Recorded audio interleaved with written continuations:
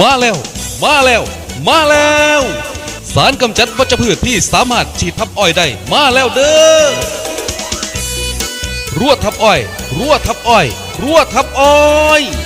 ใส่ฉีดคุ้มเลยค่ะหญ้าในป่าอ้อยในทั้งดินแห้งและดินเปียกคาหญ้าใบแคบใบกว้างหญ้าตายยากหญ้าเถาเลื่อยทุกชนิดตายเกลี้ยงบ่มีเหลือรั่วทับอ้อยรั่วทับอ้อยรั่วทับอ้อยสูตร3พลังบวกเป็นสูตรพิเศษเพิ่มสารเร่งการเจริญเติบโตของอ้อยหญ้าตายอ้อยใหญ่1ชุดฉีดพ่นได้ 3-4 ไร่พี่น้องเกษตรกรมั่นใจได้ฉีดยาคุ้มค่าในอ้อยต้องเลือกใส่ชุดรั่วทับอ้อยรั่วทับอ้อยรั่วทับอ้อยแล้วพี่น้องสิบ่ผิดหวังหาซื้อชุดรั่วทับอ้อยได้แล้วมื้อนี้ที่ร้านเคมีเกษตรใกล้บ้านท่าน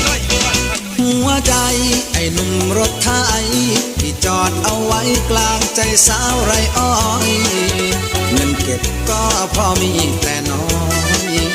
รายได้วันละไม่กี่ร้อย